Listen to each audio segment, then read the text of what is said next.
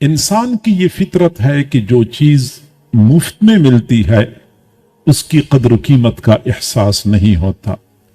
ہمیں ایمان مفت میں ملا ہے، ہمیں ایمان کی خاطر سفر نہیں کرنا پڑا، مشقت نہیں اٹھانی پڑی، کوئی مال پیسہ خرچ نہیں کرنا پڑا، اس لیے ایمان کی قدر و قیمت کا احساس نہیں ہے۔ اگر ہم نے ایمان کی قدر و قیمت معلوم کرنی ہے تو آج سے 14 صدیاں پیچھے جانا پڑے گا۔ حضرت بلال سے پوچھنا ہوگا، بلال آپ بتائیے ایمان کتنی بڑی نعمت ہے؟ حضرت بلال ایمان کی قدر و قیمت کے بارے میں صحیح بتا سکتے ہیں کیونکہ انہوں نے ایمان کی بھاری قیمت چکائی تھی۔ حضرت سمیہ سے پوچھنا ہوگا، سمیہ آپ بتائیے ایمان کی قیمت کیا ہے؟